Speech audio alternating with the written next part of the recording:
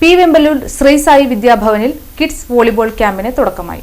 P Vemballur Shri Sai വിദ്യാഭവനിൽ 6 മുതൽ 12 വയസ്സ് വരെയുള്ള കുട്ടികൾക്കായി സംഘടിപ്പിക്കുന്ന സൗജന്യ കിഡ്സ് വോളിബോൾ ക്യാമ്പിന്റെ ഉദ്ഘാടനം MES അസ്മാബി കോളേജിലെ ഫിസിക്കൽ എഡ്യൂക്കേഷൻ വിഭാഗം മേധാവിയുമായ ക്യാപ്റ്റൻ MB ബിന്ദിൽ നിർവഹിച്ചു.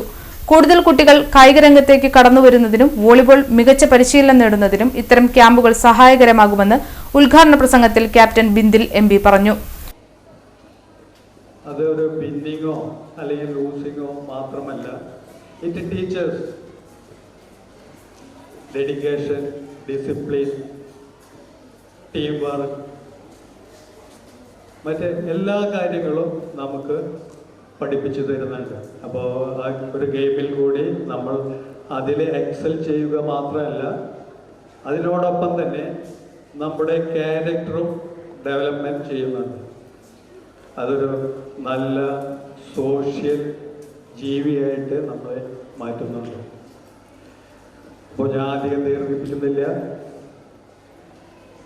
ഐ ഡിക്ലെയർ ഇത് kids volleyball coaching camp open. Thank you very much. Have a nice day.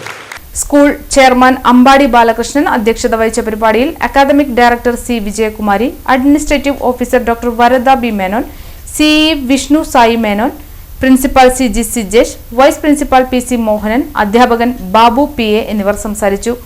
Shri Sai വിദ്യാഭവനിലെ പ്രഗത്ഭരായ ഫിസിക്കൽ എഡ്യൂക്കേഷൻ അധ്യാപകരായ ശ്രീകുമാർ, പ്രേംജിത്ത് എന്നിവർ ക്യാമ്പിന് നേതൃത്വം നൽകി.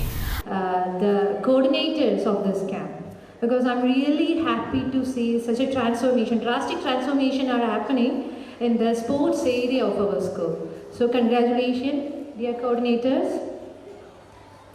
My dear kids, use these opportunities.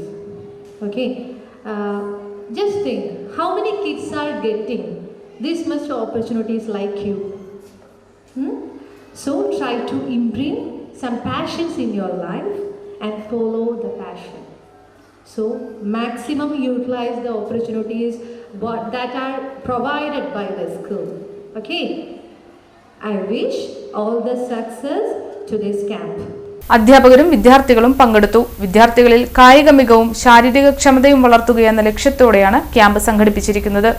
ആൺകുട്ടികൾക്കും പെൺകുട്ടികൾക്കും ഒരുപോലെ പങ്കെടുക്കാവുന്ന ക്യാമ്പിൽ പരിശീലനം തികച്ചും സൗജന്യമാണ്. എല്ലാ ബുധൻ, വെള്ളി, ശനി ദിവസങ്ങളിലും വൈകിട്ട് 3:30 മുതൽ 4:30 വരെ പരിശീലനം നടക്കും.